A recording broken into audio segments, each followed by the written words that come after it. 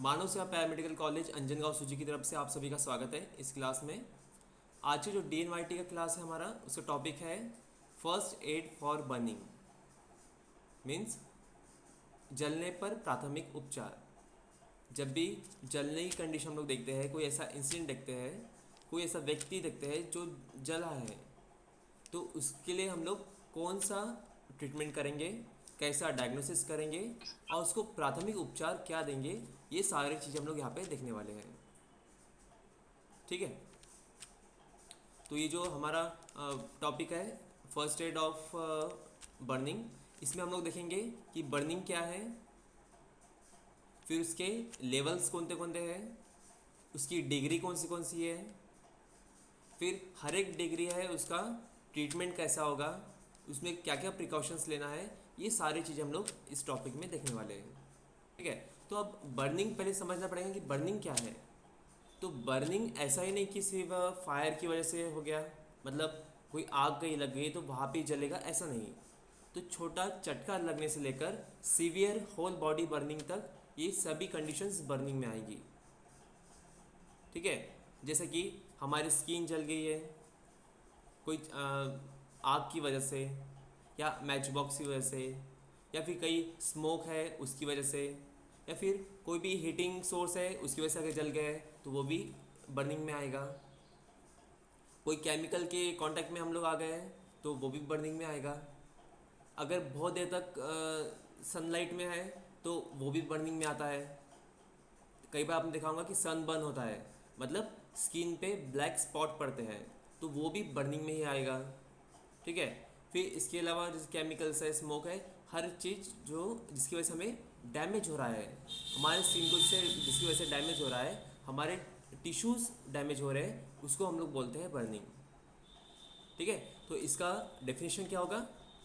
Burning is a tissue damage caused by prolonged contact to sunlight or chemicals or any substance which causes deep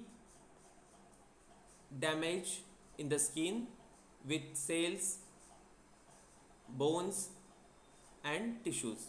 मतलब हमारी जो skin है उसके साथ साथ कई बार अगर बर्निंग ज़्यादा डीपली जाता है स्किन में, तो हमारे टिश्यूज़ भी डैमेज होते हैं, सेल भी डैमेज होते हैं, और हड्डी तक की हमारी ख़राब हो सकती है, वो डैमेज हो सकती है। तो ये सभी कंडीशन आ जाएंगे हमारे बर्निंग में। अब ये बर्निंग माइनर भी हो सकता है या सीवियर भी हो सकता है, इसके डिपेंडिंग, इसके बेसिस पे इसके 3 पार्ट किए गए हैं: first degree, second degree and third degree. आप लोगों ने शायद कई बार सुना भी होगा कि ये पर्सन सेकंड डिग्री जल गया है, या थर्ड डिग्री जल गया है, या फिर कई बार परसेंटेज पे होता है कि 20% जल गया है, 50% जल गया है, 80% जल गया है, मतलब उस पर परसेंटेज पे होता है। ठीक है, लेकिन यहाँ पे हम लोग डिग्री में देखने वाले हैं, क्योंकि हमें देखना है कि डैमेज कितना हुआ है, इसलिए उसके डिपेंडिंग हम लोग 3 डिग्री में से डिवाइड करते हैं, फर्स्ट, सेकंड एंड थर्ड। ठीक है, अब ये डिग्री में हम लोग कैसे डिवाइड करेंगे? तो डिपेंडिंग ऑन दी बर्निंग, मतलब डैमेज कितना हुआ है। जैसे कि फर्स्ट डिग्री में क्या होगा, बहुत माइनर डैमेज होगा, और जो थर्ड डिग्री है उसमें बहुत सीवियर डैमेज होगा। अब इसके कॉजेस अलग अलग हो सकते हैं, उसके साइन सिम्टम्स अलग हो सकते हैं, जैसे कि रेडनेस आना स्किन पर, ठीक है, फिर वहाँ पे वाइट पैचेस आना, स्वेलिंग आना, पेन होना, ये ऐसे अलग अलग इसके सिम्टम्स हो सकते हैं, साइंस हो सकते हैं। और उसके कॉजेज़ भी अलग अलग हो सकते हैं, जैसे कि स्कैल्डिंग, SCALDING, स्कैल्डिंग मतलब ऐसा जलना, ऐसे कोई भी लिक्विड की वजह से, जैसे कि हॉट वाटर है, हॉट कोई लिक्विड है जैसे कि टी, कॉफ़ी है, या फिर एनी लिक्विड जो भी हॉट है, उसकी वजह से अगर कोई बर्निंग हो रहा है हमारी स्किन पे, उसको बोलते हैं स्कैल्डिंग। इसके अलावा कोई केमिकल हमारे शरीर पे गिर गया है, स्किन पे गिर गया है, तो उस टाइम वो एक कॉज हो सकता है। कई बार एसिड गिरता है तो वो हो सकता है। कई बार हम लोग गैस पे खाना अगर बना रहे हैं हम लोग किचन में, तो उस टाइम चटका लग जाता है, तो वो भी बर्निंग में आएगा, वो भी एक कॉज बन जाएगा। ठीक है, मतलब इसका कॉज कुछ भी हो सकता है। लेकिन जब हम लोग डिग्री देखते हैं तो डिग्री उसके कॉज पे डिपेंड नहीं होता है। ऐसा नहीं कि बहुत भीषण आग लगी है जंगल में, जैसे आग लगती है, अगर वैसी आग लगी तो 3rd डिग्री हो जाएगा, ऐसा नहीं। या फिर अगर घर में किचन में अगर चटका लगा है तो 1st डिग्री होगा, ऐसा नहीं। मतलब वो डिग्री कैसे डिसाइड करेंगे हम लोग कि डैमेज कितना हुआ है। एक साधारण जो स्कैल्डिंग आपको मैंने बताया एग्जांपल, मतलब जो गर्म पानी की वजह से, गर्म कोई लिक्विड की वजह से जो होता है स्कैल्डिंग बोलते हैं इसे, तो उसकी वजह से भी 1st डिग्री से लेकर 3rd डिग्री तक हमें सिम्टम्स दिखाई दे सकते हैं।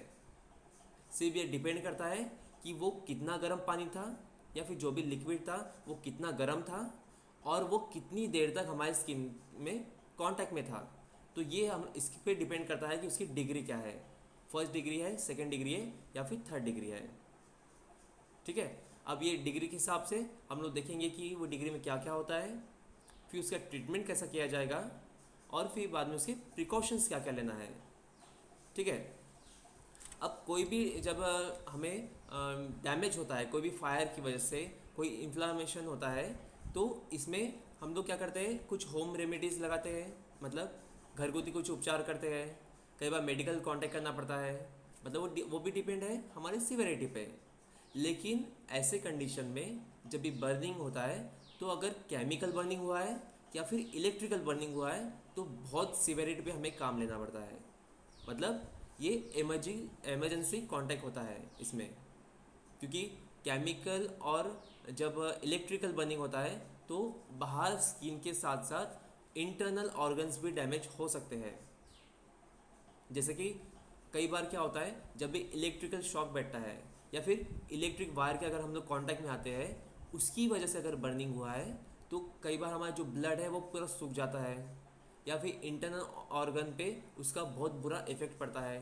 हमारे हार्ट पे इफ़ेक्ट पड़ता है, जिसकी वजह से हार्ट फेल हो सकता है, हार्ट स्ट्रोक आ सकते हैं। तो इसीलिए कोई भी बर्निंग हो उसमें से, लेकिन अगर केमिकल और इलेक्ट्रिकल अगर बर्निंग है तो इसको बहुत सीवियरिटी पे लिया जाता है, बहुत सावधानी से इस पर ट्रीटमेंट करना पड़ता है और बहुत ज़्यादा प्रिकॉशंस में लेना पड़ता है। ठीक है, तो सबसे पहले हम लोग स्टार्ट करते हैं 1st डिग्री। 1st डिग्री क्या है, तो 1st डिग्री क्या रहेगा, 1st डिग्री हमारे सिर्फ स्किन, जो आउटर मोस्ट स्किन है हमारी, उसका वो डैमेज रहेगा। मतलब इसमें बहुत कम मात्रा में इसमें डैमेज होता है, इसलिए इसको बोला जाता है सुपरफिशियल बर्निंग। मतलब जो ऊपरी परत है हमारी स्किन की वो उस पर सिर्फ डैमेज रहेगा। या फिर कई बार इसे डायमीटर्स में भी कंक्लूड किया जाता है, एग्जामिन किया जाता है। मतलब अगर हमारी स्किन की एरिया 3 इंचेस से अगर कम है तो वो 1st डिग्री में आता है। स्किन होता है ना हमारी, जैसे स्किन है, अगर हाथ की स्किन है तो उसको मेज़र किया जाता है कि बर्निंग कितने एरिया में है। तो अगर वो 3 इंचेस से अगर कम है तो वो आता है 1st डिग्री में, या उसके ऊपर अगर जाएगा तो वो 2nd डिग्री में चले जाएगा। तो ये ऐसा इसका एग्जामिन किया जाता है। लेकिन जब भी हम लोग जनरल इसका एग्जामिन करते हैं, देखते हैं, तो हम लोग कैसे पहचानेंगे, तो क्या होगा, जब भी 1st डिग्री इसमें बर्निंग होता है तो सिर्फ ऊपर की स्किन थोड़ी सी जली रहेगी। ठीक है, वहाँ पे कोई ब्लिस्टर्स नहीं आएंगे। ब्लिस्टर मतलब जैसे फफोले आते हैं ना, जलने के बाद फफोले आते हैं, तो वैसे फफोले नहीं आएंगे। सादा सा वहाँ पे चटका लगा रहेगा या फिर जो ऊपर की स्किन है थोड़ी सी जली रहेगी, तो इसे बोलते हैं हम लोग 1st डिग्री। अब इसका साइन कैसा रहेगा, मतलब हमें पता कैसे चलेगा कि 1st डिग्री है, तो जो स्किन है वो रेड हो जाएंगी या हल्का सा उसमें इन्फ्लामेशन हो सकता है। इन्फ्लामेशन क्या है, इन्फ्लामेशन मतलब एक साथ रेडनेस आना, इचिंग होना या फिर पेन रहना और स्वेलिंग आना। अगर ये तीनों चीज़ें अगर एक साथ आती है तो उसे बोलते हैं इन्फ्लामेशन। तो हल्का सा इन्फ्लामेशन हो सकता है या सिर्फ स्वेलिंग आ सकती है। ठीक है, अब इसके साथ साथ क्या रहेगा उसमें कि स्किन ड्राई हो जाएंगी या फिर अलग से सिर्फ पेन रहेगा, क्योंकि कई बार हमें जब चटका लगता है तो सिर्फ पेन होता है, बाकी उसमें ज़्यादा चीज़ें नहीं होती। मतलब हल्का सा स्किन का कलर चेंज होता है और पेन होता है, लेकिन उसमें फफोले नहीं आते या फिर अदर उसमें सिम्टम नहीं होते हैं। तो ये क्या हुआ, ये हुआ 1st डिग्री बर्निंग। मतलब जो हमारा स्किन का जो ऊपरी लेयर है सिर्फ वह डैमेज हुआ है, या फिर हल्का सा जो हीट की कांटेक्ट में आने की वजह से उसका कलर चेंज हुआ है, तो उसे बोलते हैं हम लोग फर्स्ट डिग्री बर्निंग। अब इसमें ये हील 7 से 8 दिन में हो जाता है ऑटोमेटिकली। मतलब जब भी आपको फर्स्ट डिग्री बर्निंग होगा तो ये विदिन 7 to 10 days ऑटोमेटिकली ये टिक हो जाएगा। इसमें कोई मेडिसिन लेने की ज़रूरत नहीं है, कोई ऑइंटमेंट्स लगाने की ज़रूरत नहीं, कोई क्रीम लगाने की ज़रूरत नहीं है, लेकिन हल्का सा आप लोग होम रेडीमेड ले सकते हैं। तो इसका ट्रीटमेंट क्या रहेगा? तो सबसे पहले इसका ट्रीटमेंट रहेगा कि जब भी आपको ऐसा चटका लगता है, हल्का सा बर्न होता है, तो फटाक से उसको पानी के नल के नीचे पकड़ लीजिए या फिर उसमें ठंडा पानी डालिए। ठीक है, ठंडा पानी अगर अवेलेबल नहीं है तो आपके अगर एलोवेरा अगर अवेलेबल है, जिसे हम लोग कोरफड बोलते हैं, तो वो लगा लीजिए। उसका जो गर होता है वो लगा लीजिए ताकि वहाँ पे थोड़ी ठंडक मिल जाएगी। या फिर पेस्ट अगर रहता है टूथपेस्ट तो वो लगा सकते हैं, उससे ठंडक मिल जाती है। ठीक है, या फिर कोई भी अगर गीला कपड़ा वगैरह है तो वो लगा लीजिए। या कोई भी चीज़ अगर नहीं मिल रही है तो आपके आजू बाजू में कहीं मिट्टी अगर है तो मिट्टी को थोड़ा सा गीला करके वो लगा लीजिए।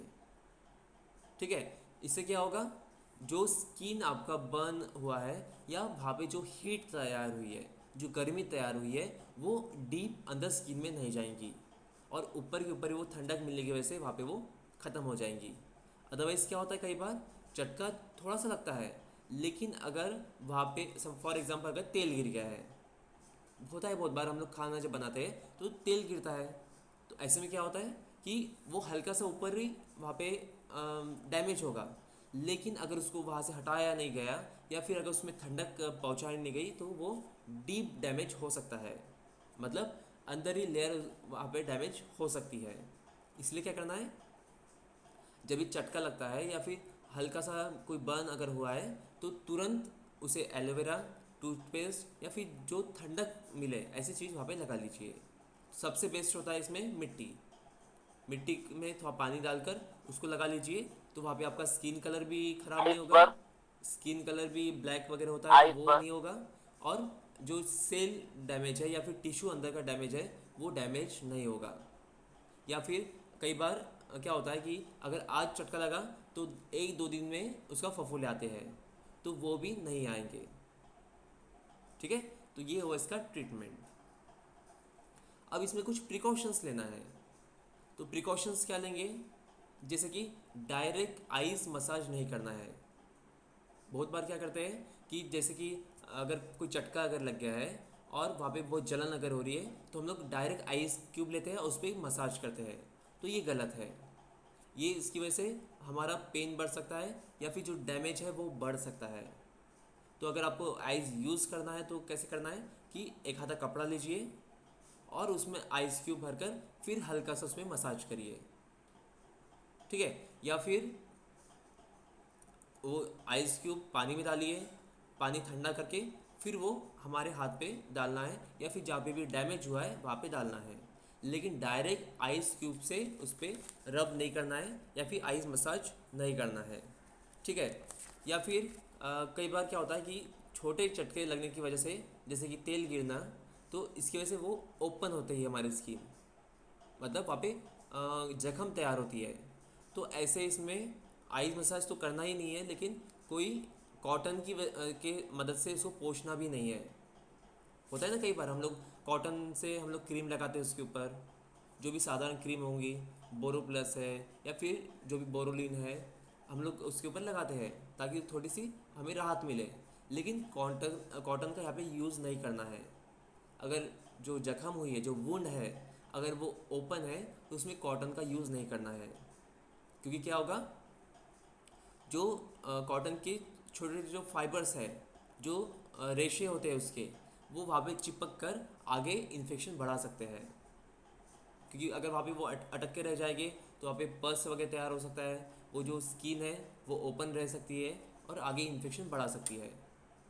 ठीक है, तो अगर ओपन अगर वुंड है तो उसमें कॉटन का यूज़ मत करिए, आइस मसाज मत करिए, या फिर अदर कोई भी चीज़ उसको लगाना नहीं है। कई बार लोग ठंडा दूध डाल देते हैं, उस पर मिल्क डाल देते हैं, बटर मिल्क डाल देते हैं, मतलब जो भी चीज़ हमें मिल गई वो डाल देते हैं। ऐसा नहीं करना है, उससे आपका इन्फेक्शन बढ़ सकता है। जो नॉर्मल चीज़ें हैं वो यूज़ करिए, अगर नहीं है तो उसमें डायरेक्ट आप लोग कोल्ड कॉम्प्रेस कर सकते हैं। कोल्ड कॉम्प्रेस कैसे करेंगे?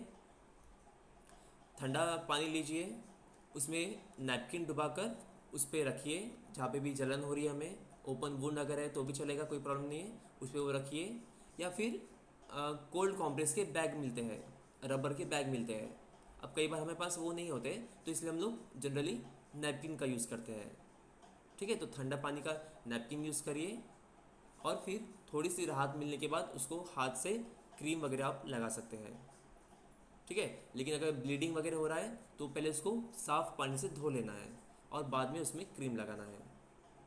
ठीक है, तो यहाँ पे ये हुआ फर्स्ट डिग्री बर्निंग। अब ऐसे नेक्स्ट है सेकेंड डिग्री बर्निंग। अब सेकेंड डिग्री बर्निंग में क्या रहेगा? ये हल्का सा ज़्यादा सीवियर रहेगा, मतलब जो भी बर्निंग है वो थोड़ी ज़्यादा सीवियर रहेगी। ओके, अब इसमें क्या होगा, इसे साइन कैसे रहेंगे, मतलब हमें पता कैसे चलेगा कि ये सेकेंड डिग्री है? तो जब भी इसमें चटका लगता है तो एक तो बहुत ज़्यादा पेन रहेगा, जब भी बर्निंग होगी तो बहुत ज़्यादा पेन रहेगा। जैसे कि अगर कोई केमिकल अगर गिर गया है या कोई एसिड गिर गया है। अब जैसे कई बार हम लोग कॉलेज में एक्सपेरिमेंट करते हैं, प्रैक्टिकल्स करते हैं लेबोरेटरीज में, तो वहाँ पे HCl होते हैं या फिर बहुत प्रकार के केमिकल होते हैं। तो ऐसे केमिकल गिरने की वजह से भी डैमेज ज़्यादा हो सकता है। मतलब जो ऊपर की स्किन की लेयर है उसके साथ साथ जो अंदरूनी स्किन है या फिर जो हमारी टिश्यू की लेयर है वो वहाँ पे डैमेज होती है। ठीक है, अब इसके साथ साथ क्या होगा, अगर कोई आग के कांटेक्ट में अगर हम लोग आ रहे हैं तो क्या होगा, वहाँ की जो स्किन है वो तुरंत काली पड़ जाएंगी या फिर सिकुड़ जाएगी वहाँ पे।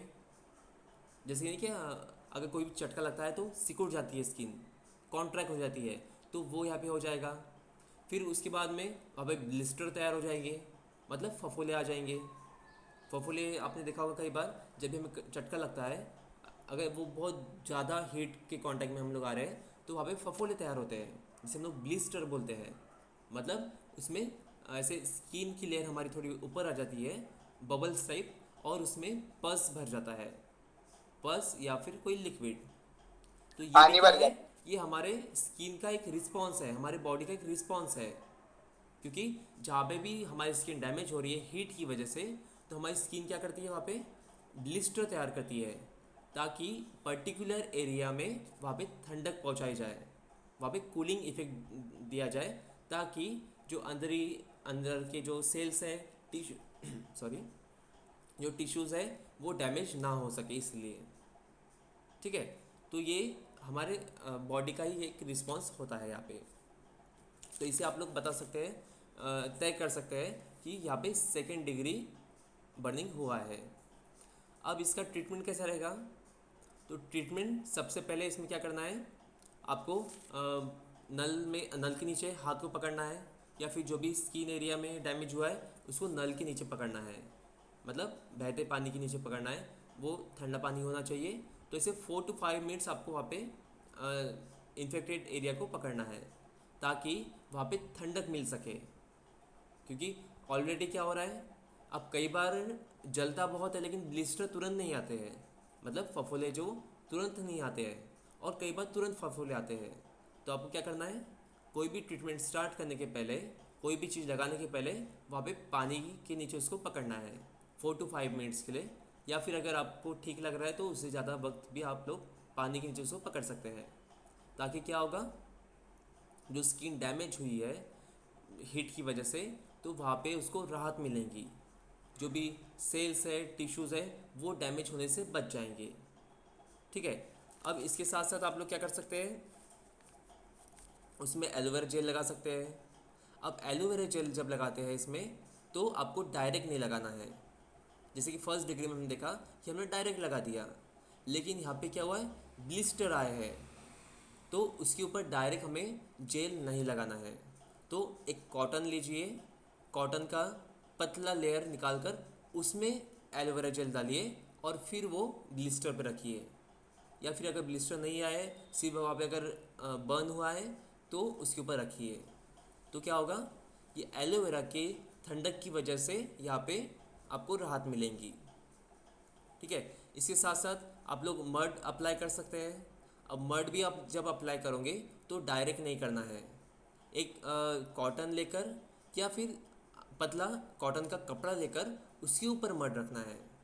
मतलब फॉर एग्जांपल ये स्किन एरिया है, अगर यहाँ पे बहुत ज़्यादा डैमेज अगर हो गया है या फिर फफोले आ गए हैं, तो पहले तो इसको हमने पानी से धो लिया, फिर बाद में इसके ऊपर पतला कॉटन का कपड़ा रख दिया और उसके ऊपर फिर मिट्टी रख दी गीली करके। तो उससे क्या होगा, कूलिंग इफेक्ट की वजह से वहाँ पे आपको राहत मिलेगी। ठीक है। अब इसकी वजह से क्या होता है, दो फायदे होते हैं। एक तो आपको जो इचिंग हो रहा है, बहुत ज़्यादा पेन हो रहा है, या फिर बहुत बर्निंग सेंसेशन आपको लग रहा है, गर्म लग रहा है वहाँ पे, क्योंकि जब भी ब्लिस्टर तैयार होते हैं या फिर बहुत ज़्यादा हीट वहाँ पे कांटेक्ट में आते हैं आप लोग, तो इन्फ्लामेशन होता है, मतलब पेन होगा, उसके साथ साथ रेडनेस भी आ जाएगा और उसके साथ साथ वहाँ पे स्वेलिंग भी आ जाएंगी। ठीक है। तो आपको क्या करना है, वहाँ पे कपड़ा रख के एक तो एलोवेरा जेल रख दिया या फिर मिट्टी रख दी। तो इससे क्या होगा, एक तो ठंडक भी मिलेंगी, या फिर आगे चलकर जो स्किन का डिकलरेशन होता है, मतलब कलर जो चेंज होता है, या फिर जो धब्बे पड़ते हैं वो नहीं पड़ेंगे। इससे ये आपका फ़ायदा हो जाएगा। इसलिए जो जनरल चीज़ें वो यहाँ पे यूज़ करिए। अब इसके बाद फिर जैसे आपको थोड़ी राहत मिलने लगी, फिर वहाँ पे कुछ क्रीम लगा सकते हो, कोई एंटीबायोटिक ऑइंटमेंट लगा सकते हो, ताकि जो इन्फेक्शन है वो ना बढ़े। ठीक है। अब ये हो गया इसका ट्रीटमेंट। अब इससे देखते हैं कि प्रिकॉशंस क्या लेना है। तो प्रिकॉशंस क्या लेंगे, सबसे पहले जब भी ऐसे बर्निंग पेशेंट को आप लोग देखते हैं, तो उसका जो भी अगर फॉर एग्जांपल अगर हाथ में लगा है, हाथ में अगर बर्न हुआ है, तो क्या करेंगे आप लोग, सबसे पहले अगर उसने अगर शर्ट पहना है तो उतने एरिया का आप लोग क्लॉथ निकाल लेंगे। ठीक है। लेकिन अगर वो स्किन के साथ अगर चिपका है तो उसको निकालना नहीं है। कई बार होता है ना कि अगर हम लोग फुल भाई की अगर शर्ट पहनी है और उसके ऊपर अगर एसिड गिरा है, तो क्या होगा, वो शर्ट के साथ साथ हमारे स्किन को भी जलाता है। ठीक है। तो ऐसे में क्या होगा, आपकी स्किन को जो कपड़ा है वो चिपक जाता है।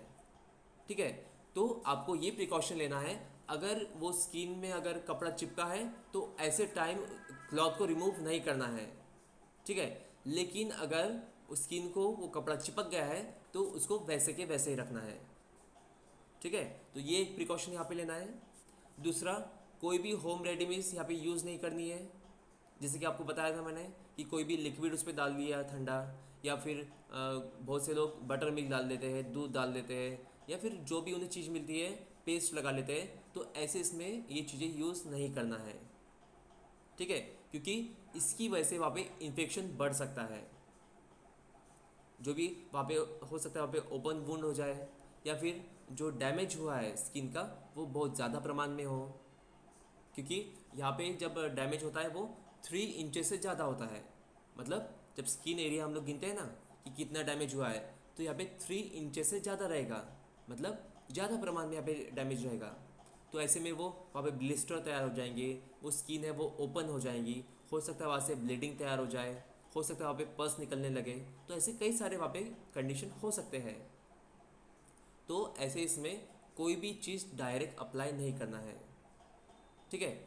अब ऐसे इसमें कई बार क्या करते हैं हम लोग, बैंडेज भी बांधते हैं ट्रीटमेंट के दौरान। जब भी हम लोग उसको क्रीम लगाएंगे तो बैंडेज भी बांधते हैं। तो ऐसे इसमें ध्यान रखना है कि आपको बैंडेज कौन सा यूज़ करना है, गॉज बैंडेज। इसके पहले हमने पढ़ा है, जो बैंडेज टाइप्स ऑफ बैंडेज हमने पढ़ा था, उसमें देखा है हमने कि गॉज बैंडेज होता है, मतलब जो बैंडेज है वो जालीदार होता है, नेट लाइक उसका लुक रहता है। तो वो बैंडेज से हमें कवर करना है। यहाँ पे कॉटन यूज़ नहीं करना है, क्योंकि सेम क्या होगा, जब हमारी स्किन ओपन रहती है या फिर वहाँ पे पस अगर निकल रहा है या फिर ब्लीडिंग हो रहा है, तो क्या होगा, वो कॉटन वहाँ पे चिपक सकता है, जो स्किन है उसको चिपक सकता है। तो वहाँ पे वो इन्फेक्शन तैयार करेगा आगे चलकर। तो आपको क्या करना है, साधारण उसको पानी से धो लेना है, फिर हल्के हाथ से उसको क्रीम लगा दिया। और अगर बैंडेज बांधना है तो फिर एक सादा कॉटन का कपड़ा लीजिए, जो प्लेन कपड़ा होता है वो रखिए, और उसके ऊपर हल्के हाथ से एकदम लूज गॉज बैंडेज बांधिए। ठीक है, तो इसके दो बेनिफिट हो जाएंगे। एक तो क्या होगा, वो जो गॉज बैंडेज है या फिर जो कपड़ा है आपने लूज भी बांधा है तो उसको चिपकेगा नहीं स्किन को। और दूसरा बेनिफिट रहेगा कि वो वेंटिलेटेड रहेगा, सर बीच में मतलब बीच वहाँ में पे आवाज आ रहा एयर मिलते रहेंगी। फायदा होगा जब भी हम लोग गॉज बैंडेज यूज़ करते हैं तो उसको वेंटिलेटेड रहेगा, क्योंकि जब भी वहाँ पे ओपन स्किन हुई है, वहाँ पे पस अगर निकल रहा है तो वो हील होना चाहिए। तो अगर वो एयर के कांटेक्ट में रहेगा तो जल्दी हील होगा। वरना कई बार क्या करते हैं हम लोग, एडिसिव बैंडेज लगा देते हैं। एडिसिव बैंडेज मतलब जो हमने फर्स्ट टाइप देखा था, जो चिपकने वाला होता है। है। ठीक है, तो ऐसे ऐसे क्या होगा, उसको एयर भी नहीं मिलेगा, और जो स्किन ओपन हुई है उसको वो चिपक जाएगा। तो निकालते वक्त क्या होगा, बहुत ज़्यादा स्किन डैमेज हो सकता है और आपको पेन भी बहुत होगा। ठीक है, तो ऐसे टाइम आप लोग क्या करना है, वो एडिसिव बैंडेज यूज़ नहीं करना है, आपको सादा जो गॉज बैंडेज होता है वो यूज़ करना है। ठीक है, और फिर बाद में अगर बहुत ज़्यादा ही अगर पेन आपको हो रहा है या फिर इन्फ्लामेशन बहुत ज़्यादा बढ़ रहा है तो फिर आपको डॉक्टर के कांटेक्ट में जाना है। वरना ये 2 से 3 हफ्ते में ऑटोमेटिकली वैसे ही बैठ जाएगा, इसको कोई ट्रीटमेंट की ज़रूरत नहीं होती है। कई बार पेन अगर बहुत हो रहा है तो पेन किलर भी ले सकते हैं, लेकिन यहाँ पे थोड़ा सा अवॉइड करिए, क्योंकि कोई ज़रूरत नहीं है। वो 2 से 3 हफ्ते में ऑटोमेटिकली वो क्योर हो जाएगा। अब यहाँ पे हमारा फर्स्ट डिग्री और सेकेंड डिग्री बर्निंग खत्म हुआ है। अब देखते हैं हम लोग थर्ड बर्निंग। अब इसमें क्या रहेगा, अब इसमें सबसे ज़्यादा सीवियर कंडीशन रहेगी। मतलब जो फर्स्ट डिग्री में हम लोग देख रहे थे कि सिर्फ ऊपर की लेयर यहाँ पे जल गई है या फिर डैमेज हुई है, फिर सेकेंड इसमें देखा था हमने कि वो स्किन के साथ अंदर के थोड़े टिश्यू भी डैमेज हो गए, या फिर जो स्किन की जो लेयर है वो अंदर तक थोड़ी डैमेज हो गई। लेकिन थर्ड डिग्री में क्या होगा, ये जैसे सिवियरिटी बढ़ती आएंगी तो अंदर ये बोन तक, मतलब हमारी हड्डियों तक यहाँ पे डैमेज हो सकता है। स्किन डैमेज होंगी, उसके साथ साथ जो टिश्यू की लेयर है वो डैमेज होंगे, फिर हमारे वेसल्स भी डैमेज हो सकते हैं। अब वेसल डैमेज होंगे तो उसके साथ हमारे सेल भी डैमेज होंगे। फिर बाद में हमारा जो बोन होता है तो वो भी डैमेज हो सकता है इसमें। इसलिए ये जो थर्ड डिग्री है, थर्ड डिग्री बर्निंग, ये सबसे ज़्यादा सीवियर होता है। ठीक है, अब इसमें क्या होगा, इसका मतलब आइडेंटिफाई कैसे करेंगे हम लोग। तो सबसे पहले हमें एरिया देखना पड़ेगा कि किस वजह से यहाँ पे बर्निंग हुआ है। मतलब जो भी पर्सन इससे डैमेज हुआ है, जिसको भी इंजरी हुई है, तो उसका कारण क्या है। हो सकता है उसके शरीर पे बहुत ज्यादा एसिड गिर गया हो। अब कई बार क्राइम्स में आप लोग देखते होंगे कि एसिड फेंकते हैं एक मेक पर, तो ऐसे ये कंडीशन हो सकती है। या फिर जैसे आप लोग, आपको बताया था मैंने कि जैसे हम लेबोरेटरी में काम करते हैं, प्रैक्टिकल्स करते हैं, तो ऐसे टाइम भी हमारा कांटेक्ट, बहुत ज़्यादा कांटेक्ट आता है एसिड से, जैसे कि HCl है या फिर अदर एसिड्स है। तो हो सकता है वो एसिड बहुत ज़्यादा गिर गया हो। या फिर कई बार घर में आग लगती है तो ऐसे टाइम भी हो सकता है वो कंडीशन हो।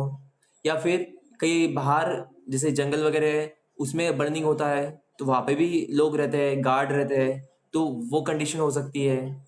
या फिर अगर हम लोग घर में ही देखते हैं तो कई बार हमारा सिलेंडर ब्लास्ट होता है, जिसकी वजह से बहुत ज़्यादा बर्निंग होती है। तो मतलब ऐसे में क्या होगा, इसका कॉज क्या रहेगा, बहुत ज़्यादा एक्सटेंट कंडीशन कंडीशन इसमें बर्निंग रहेगा। जो भी सोर्स ऑफ हीट रहेगा वो बहुत ज़्यादा पावरफुल रहेगा, तो ऑब्वियसली उसका जो इफेक्ट रहेगा हमारे बॉडी पे वो भी बहुत ज़्यादा रहेगा। अब इसमें बहुत रेयर कंडीशन ऐसी होती है कि जो लोग हैं वो बच जाते हैं, मतलब उन्हें ज़्यादा डैमेज नहीं होता है, लेकिन मैक्सिमम क्या होता है, डैमेज होता है। ठीक है, अब बॉडी को देखकर, मतलब विक्टिम, हमने बताया था लास्ट लेक्चर में कि जो भी पेशेंट होता है जिसको हम लोग फर्स्ट एड देते हैं उसको हम लोग विक्टिम बोलते हैं, क्योंकि हमें उसका नाम नहीं पता। ठीक है, कई बार जैसे बर्निंग वगैरह है उसमें हमारा जेंडर पता नहीं चलता है, कौन से जेंडर है, या फिर कुछ भी हो, हम लोग उसको नाम नहीं लेते हैं, उसको विक्टिम बोलते हैं हम लोग। ठीक है, तो जो भी विक्टिम है सामने जो इंजर्ड हुआ है बर्निंग की वजह से, तो हमें उसका बॉडी चेक करना है। जैसे कि उसकी बॉडी पे कैसे दिखेगा कि बहुत ज़्यादा बर्निंग हो जाएगा यहाँ पे, मतलब स्किन बहुत ज़्यादा जली रहेगी, जिसकी वजह से यहाँ पे ब्राउन रेड कलर दिखेगा आपको, या फिर चार दिखेगा, CHAR, चार। इसका मीनिंग क्या है? मतलब जो स्किन लेयर है वो पूरी ब्लैक हो जाती है, डार्क ब्लैक, उसको बोलते हैं चार। तो ये एक आपको साइन देखने को मिलेगा। ठीक है। इसके साथ साथ कई बार क्या होता है कि स्किन इतनी ज्यादा जल जाती है कि बोन्स दिखाई पड़ते हैं, जो हड्डियां है वो दिखाई पड़ती है। तो वो भी इसका एक सिम्टम हो सकता है, साइन हो सकता है। इसके साथ साथ जो हमारी स्किन है वो कई बार वैक्स जैसे हो जाती है, या फिर वाइट कलर की हो जाती है। हमारी जो स्किन होती है, जहाँ पे भी डैमेज हुआ है, बर्निंग हुआ है, तो वो वैक्सी कलर का या फिर वाइट कलर का वहाँ पे हो जाएगा। इसके साथ साथ जो स्वेलिंग रहेंगी वो बहुत ज़्यादा दिखेंगी, क्योंकि वहाँ पे इन्फ्लामेशन हुआ है। तो जो हमारे स्किन दिखेंगी, मतलब जो विक्टिम है उनकी जो स्किन रहेंगी वो रेज्ड रहेंगी, मतलब ऐसी चौड़ी रहेगी, क्योंकि वहाँ पे स्वेलिंग हुआ है। और उसके साथ साथ उसका जो अपीयरेंस रहेगा वो लेदरी अपीयरेंस रहेगा। लेदरी मतलब लेदर होता है जैसे चमड़ा होता है, चमड़े की चीजें आपने देखे होंगे, शूज होते हैं या फिर पर्स होते हैं, पॉकेट होते हैं, तो उसका लुक कैसा रहता है, अपीयरेंस वैसा अपीयरेंस। मतलब जो स्किन होती है उसमें बहुत ज्यादा फ्लेक्स दिखेंगे। ठीक है, जैसे होता है ना कि मतलब फटी हुई स्किन जिसे हम लोग बोलते हैं, तो ये ऐसा लेदरी अपीयरेंस बोलते हैं उसको। तो ऐसे कंडीशन में लेदरी अपीयरेंस रहेगा उसका। ठीक है। अब ये हो गया इसका साइन एंड सिम्टम्स। अब इसका ट्रीटमेंट कैसे करेंगे हम लोग? तो ट्रीटमेंट इसका नहीं करना है, ऐसे कंडीशन में कोई भी ट्रीटमेंट नहीं करना है। सबसे पहले कॉल असिस्टेंट को, मतलब मेडिकल सर्विस को कॉल करना है, जिसका नंबर होता है 911। ये नंबर पे इमीडिएटली कॉल करना है। इसे बहुत बार रेड क्रिसेंट भी बोलते हैं, रेड क्रिसेंट सर्विस। मतलब जो बहुत ज़्यादा इमरजेंसी जहाँ पे आती है वहाँ पे ये वॉलेंटियर्स काम करते हैं। तो सबसे पहले ऐसी जगह कांटेक्ट करना है। हमें खुद होकर इसे कुछ ट्रीटमेंट नहीं देना है, क्योंकि यहाँ पे डैमेज बहुत ज़्यादा हो चुका है, और हमारी थोड़ी सी गलती की वजह से भी यहाँ पे जो विक्टिम है उसकी जान जा सकती है। ठीक है। तो जैसे आप लोग ये कंडीशन देखते हैं, चाहे वो घर में हो, बाहर हो, या फिर कहीं आप ट्रैवलिंग के लिए बाहर गए हो, मतलब जहाँ भी आप जब ये केसेस देखते हैं, तो सबसे पहले मेडिकल हॉस्पिटल्स में कांटेक्ट करना है। ठीक है। अब ये मेडिकल सर्विस हमें मिलने तक, या फिर जो भी एम्बुलेंस आएंगी, जो लोग वॉलेंटियर्स आएंगे हेल्प के लिए, उनके आने तक हम लोग कुछ अगर कर सकते हैं पेशेंट को सेफ रखने के लिए, जो विक्टिम है उसको सेफ रखने के लिए, तो वो फिर हमने आगे करना है। जैसे कि अगर उसके आंख पर कुछ कपड़े हैं, जो भी विक्टिम है उसने अगर कुछ क्लोथ्स अगर पहने हैं तो उसको निकालना है। लेकिन निकालते वक्त ये ध्यान रखना है कि वो स्किन से चिपके ना हो, क्योंकि ऐसे इसमें क्या होगा, मैक्सिमम वहां पे चिपक जाएंगे, मतलब जो स्किन है वहां पे वो चिपक जाते हैं कपड़े। लेकिन कई बार क्या होता है कि जो बर्निंग रहेगा वो पर्टिकुलर एक पार्ट में रहेगा, हमेशा ही होल बॉडी नहीं जलेंगी। वो बहुत रेयर कंडीशन होती है जहाँ पे बहुत ज़्यादा बर्निंग लगा है, मतलब जो भी विक्टिम है, पेशेंट है, अगर उसको बाहर निकलने की अगर जगह नहीं मिलती है, या फिर बचने की अगर जगह नहीं मिलती है, तो ऐसे कंडीशन में होल बॉडी जलती है। लेकिन मैक्सिमम क्या होता है कि बॉडी का एक आधा पार्ट जलेगा। हो सकता है कोई हैंड जला हो सकता है उसका फेस जला हो सकता है उसके पैर जले हो, मतलब कोई बॉडी पार्ट जलता है।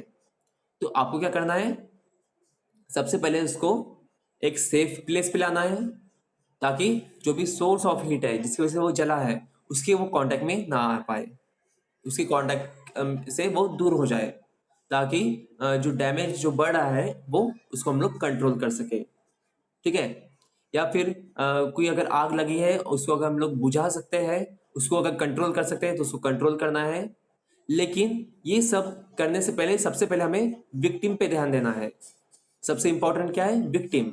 अगर अंदर कोई अगर फंसा है तो उसको हम लोग बचा सकते हैं, लेकिन अगर जिसे विक्टिम है उसको अगर बाहर निकाल लिया है तो सबसे पहले उसके ऊपर हमें कॉन्सेंट्रेट करना है, क्योंकि सबसे पहले हमारा जो फर्स्ट एड मैनेजमेंट का जो एम होता है वो होता है लाइफ प्रिजर्व, लाइफ सेविंग, मतलब जान बचानी हमें।